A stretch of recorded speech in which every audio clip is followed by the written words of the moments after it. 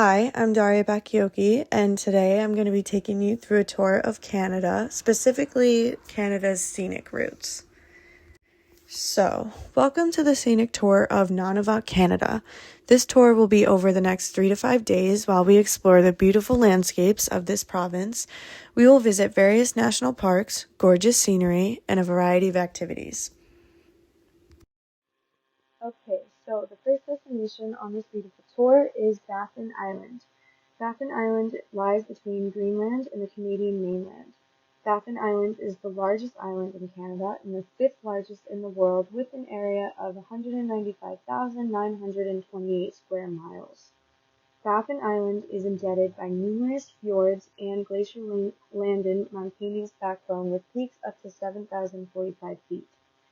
Within Baffin Island there is the Admiralty Inlet, which is a passage of water located between Border and Borden peninsulas, indenting for 230 miles to the northwest coast of Baffin Island in the Baffin region of Nunavut. Moving into the Baffin Bay, the arm of the North Atlantic Ocean with an area of 266,000 square miles that extends southward from the Arctic between Greenland coast and Baffin Island. There is little exploration by humans because of its hostile environment. However, there is a considerable interest to geologists studying the evolution of the North American continent. Baffin Bay requires careful planning and preparation due to their harsh environment. The center of this bay is covered with ice in the winter, but in the northern there is a permanent ice-free area. The temperatures of the water warms up to 41 degrees Fahrenheit on the surface in the summer and 29 degrees Fahrenheit in the winter. There is also a very unique wildlife in the bay, including four-horned sculpin, polar cod, and caplin. Our last destination in Baffin Island is the Ahwetik National Park.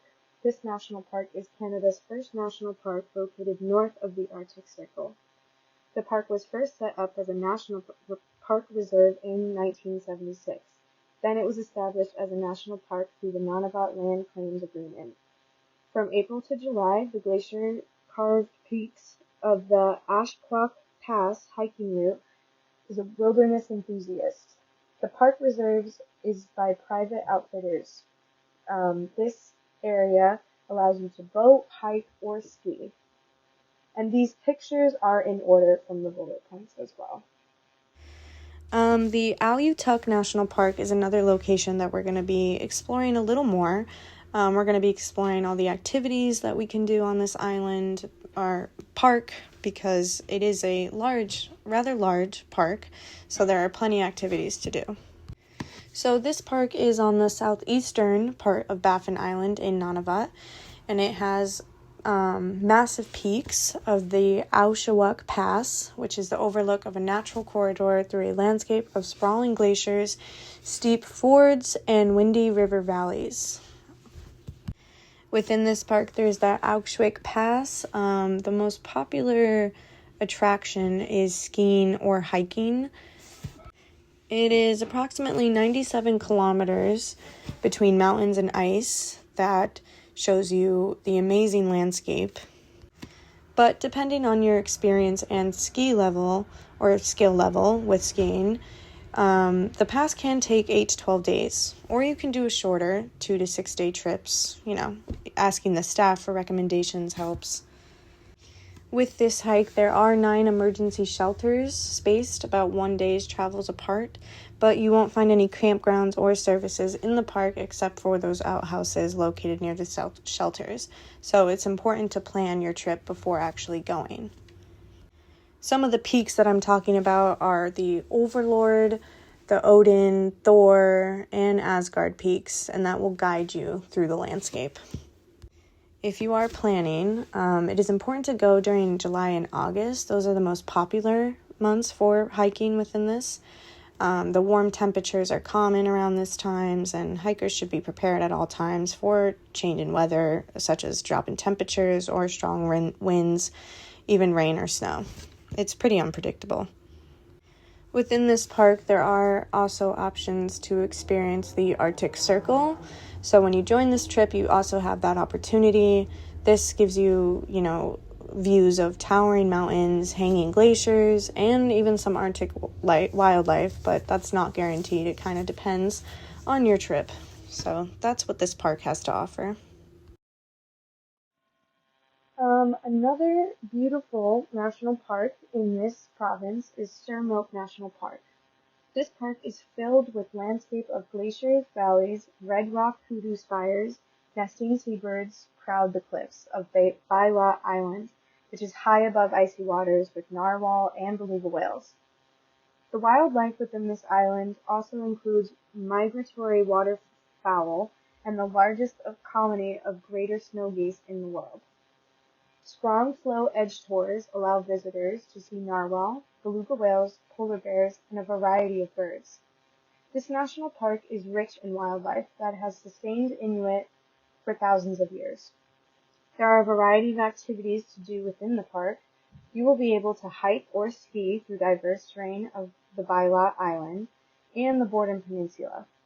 There's also the option of paddling among icebergs, listening for narwhals and beluga whales through the Oliver Sound. Sturmilk National Park has accommodations in the Pond Inlet and Arctic Bay for backcountry camping in the park, such as hotels, bed and breakfast, or campgrounds. So I did choose a picture just to give you a gauge of the size of this park. So as you can see on that cliff, that's what I mean by the red rock hoodoo. And those people there, I just kind of wanted to show a picture that would gauge the size of the actual park. So just to see how small the people are compared to the view and the ship back there. So yeah, this picture is just to really gauge the size of the park. And the next location we have is Ellesmere Island.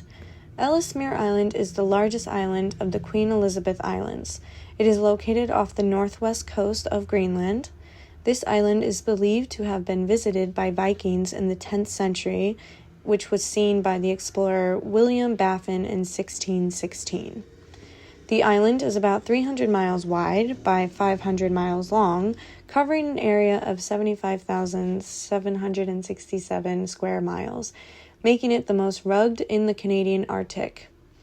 The island consists of mountains, vast ice fields, and deeply indented coastlines. The Kitinepark National Park is known for the land at the top of the world. It is located on the north tip of Ellesmere Island, only 447 miles away from the North Pole. It is filled with black peaks and massive glaciers. There is herds of caribou that roam the landscape, and I apologize for my pronunciation. These definitely are tongue ties. But there is no designated hiking trails within the park, but there are potential backpacking routes. Lake Hazen, which is another location on this slide, is one of the most common access points, giving visitors the option to choose either as a base camp or day trips. It is also possible to hike along the McDonald River and Berry River valleys. These are very wide, but the hiking is rugged, taking between 8 to 12 days. So definitely pack heavy. And that's also depending on weather conditions. There are endless opportunities for ski touring. Ellesmere Island is home to some of the most beautiful routes and unclimbed peaks. April and May are best for skiing tours, but these skiing tours are not for beginners, so it is very important that you are an experienced skiers in order to take on the glacier travel as well as the avalanche skills. There is also mountain climbing at the park as the land is dominated by the ice, and all visitors must have some glacier travel experience that goes along with the skiing just to ensure safety. And all visitors must also be prepared for wintry conditions. However, the summer can be warm around Lake Hazen area. There are 24 hours of daylight from May to August, but on the contrary, there are 24 hours of darkness from November to February. So it's important that you go during the 24 hours of daylight. And the Ubala Valley on Ellesmere Island is part of the island with the air and soil temperatures are frigid, even on the good days. During the warmest month, temperatures average to 37.9 degrees Fahrenheit, which isn't very warm at all. But during the cold months, like February, the average goes down to negative 36 Fahrenheit. So it's important to also go during those warm months. So in order to travel here, it is key to travel during the warmest months for your own safety. The last location that we're going to look at is Somerset Island. It is in the Canadian Arctic archipelago in Nunavut. That's another tongue twister. It separates from the Boothia Peninsula by the narrow Bellot Strait, from Prince of Wales Island by the Peel Sound, and from Baffin Island. It is 937 square miles. It has cliffs more than 1,200 feet high. What's interesting is the island actually does not have any residents, which I thought was interesting. But there is an Arctic Watch Wilderness Lodge within the island that's located 500 miles north of the Arctic Circle, and that's home to over 2,000 beluga whales. Guests within the lodge can also see polar bears, Arctic foxes, seals, snowy owls, and raft in the Cunningham River. There's also the option of ATVing in the Northwest Passage. The Arctic Watch Lodge has a staff on hand 24/7 to ensure the experience of a lifetime. During your stay at the lodge, there is kayaking opportunities through the falls and triple waterfalls, and there is also many opportunities for whale watching, as it is home to 2,000 beluga whales. Just circling back to when I said the Arctic archipelago, it's a little confusing, but it is a group of Canadian islands within the Arctic Ocean, so that's where this island is, a part of. That group of Canadian islands also includes Baffin, Ellesmere, which we also talked about, and the Prince of Wales, which was also mentioned.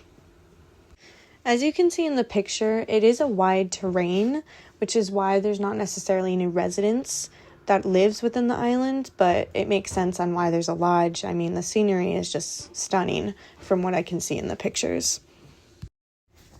And finally, these are my references for each of those locations. I have to admit, some of them were harder than others to find some information on, but overall it wasn't too bad. And yeah, that is my tour of Nunavut, Canada. I hope you enjoyed. I hope that if you ever go there, you come back to this presentation, and thank you so much for listening.